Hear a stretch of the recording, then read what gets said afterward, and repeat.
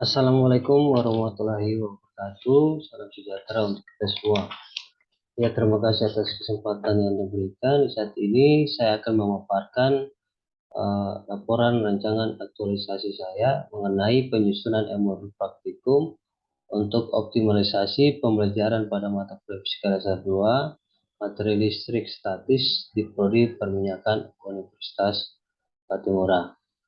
Ya, sebelumnya saya memperkenalkan diri saya terlebih dahulu. Nama saya yaitu Stevi Silahoi. Saya adalah dosen baru di program studi Teknik Perminyakan, jurusan Teknik Geologi Universitas Patimura. Pendidikan S1 saya yaitu di Pendidikan Fisika Universitas Patimura, sedangkan pendidikan S2 saya yaitu Fisika Material di Institut Teknologi 10 November. Adapun coach dan mentor yang membimbing saya selama proses aktualisasi ini, yaitu yang pertama mentor saya yaitu Pak Dr. Insinyur Robert Tagalong MSI, sedangkan coach saya yaitu Pak Ginanjar Indra Maulana ST MBA. Ya, tugas dan fungsi saya sebagai dosen yaitu melakukan sebagai pendidik profesional dan ilmuwan yang bertugas untuk mentransformasi serta mengembangkan pendidikan berdasarkan terdharma perguruan tinggi dalam hal ini, yaitu melalui pendidikan, kemudian penelitian dan juga pengabdian masyarakat. Ya, sebelum kita masuk dalam pemaparan isu yang saya angkat, ada pun latar belakang sehingga laporan aktualisasi ini dibuat. Yang pertama itu mengacu pada Undang-Undang Nomor 5 Tahun 2014, di mana PNS adalah warga negara Indonesia yang memenuhi syarat tertentu, itu diangkat berdasarkan perjanjian kerja dan melaksanakan tugas pemerintahan. Yang mana salah satu syarat tersebut tertuang di dalam peraturan Lembaga Administrasi Negara Nomor 12 Tahun 2018 yang menyatakan bahwa seorang CPNS itu wajib untuk mengikuti pelatihan dasar untuk mewujudkan sumber daya manusia yang berakhlak dan berasal pada smart ASN dan manajemen ASN.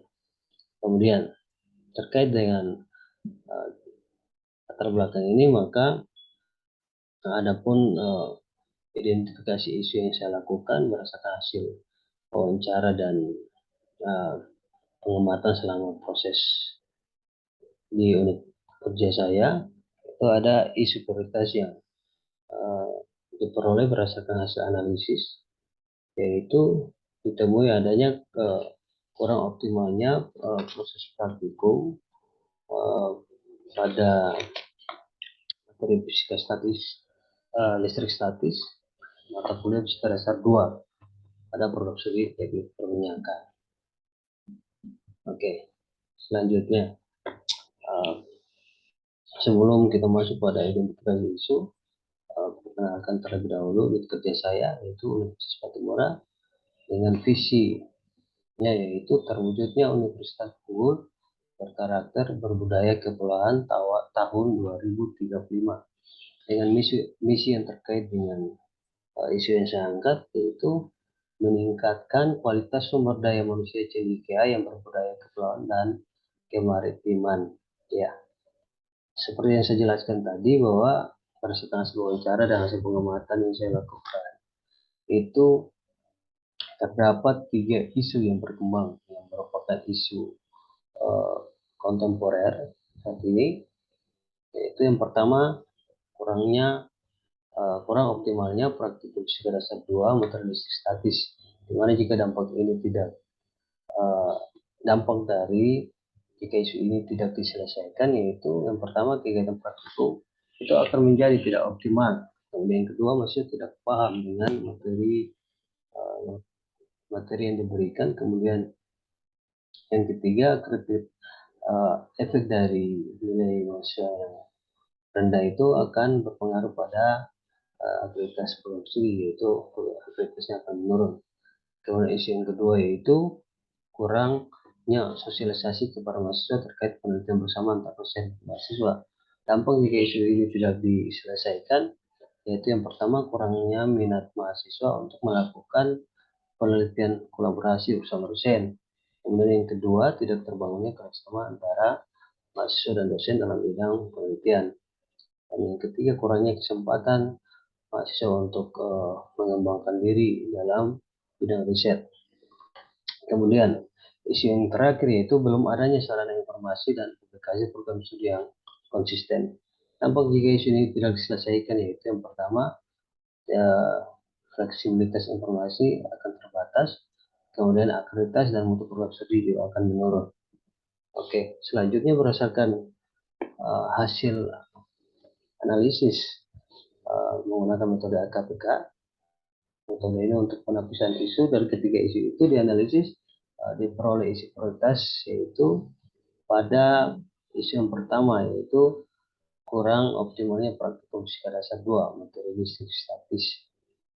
Ya, selanjutnya berdasarkan hasil analisis KKPK tadi, kemudian untuk mengetahui akar permasalahan dari isu prioritas tersebut, maka dilakukan analisis menggunakan analisis fishbone, diagram fishbone. Berdasarkan analisis diagram fishbone melalui 5 kategori yang saya lakukan ini, itu pada kategori yang keempat, dalam hal ini kategori material, ini yang menjadi akar permasalahan yang saya angkat untuk diperbaiki atau ditindaklanjuti, yaitu terkait dengan tidak adanya modul praktikum pada program studi teknik perminyakan.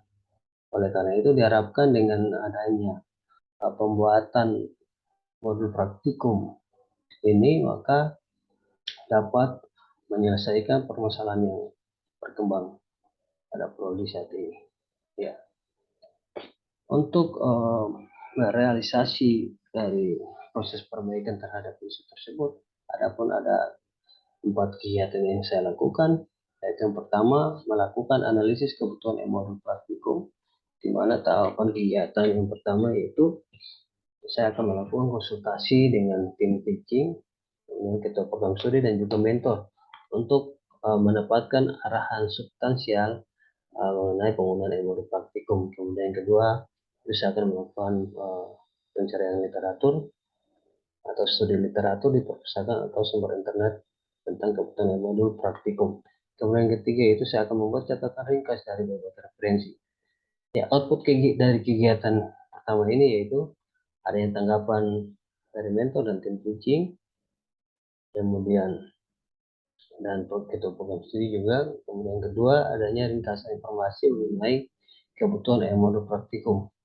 Selanjutnya kegiatan kedua yaitu menyiapkan modul praktikum fisika dasar 2 mengenai listrik statis. Ya, tahapan kegiatannya yaitu mendesain modul praktikum, yang mana kegiatan praktikum dilakukan menggunakan simulasi dari software Proteus 8. Output dari kegiatan tersebut yaitu modul praktikum sebagai media pembelajaran mahasiswa. Kemudian kegiatan yang ketiga yaitu melakukan uji coba. Dalam kegiatan uji coba ini, tahapannya yaitu memberikan pelatihan kepada mahasiswa dan laboran menggunakan modul yang sudah dibuat. Output dari kegiatan tersebut adalah praktikum dapat berjalan secara optimal. Kemudian kegiatan yang terakhir yaitu melakukan evaluasi.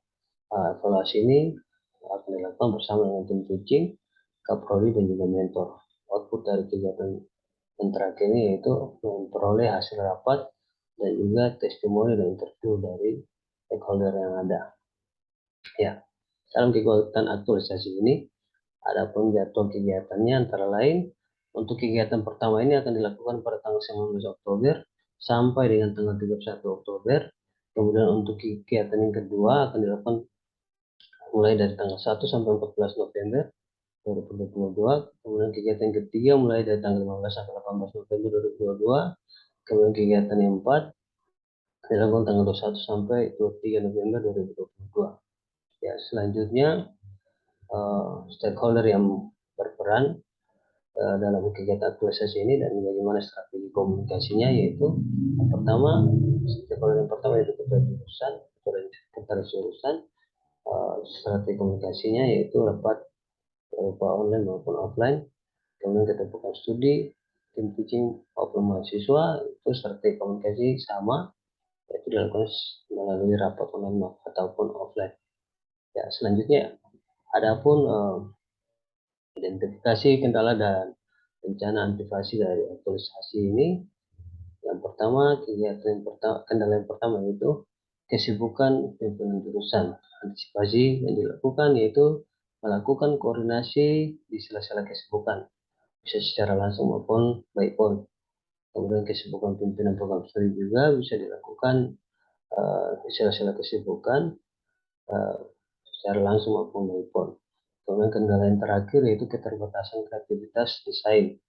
Rencana antisipasinya yaitu mencari referensi di internet menggunakan aplikasi desain online. Oke, sekian dari uh, rancangan aktualisasi saya.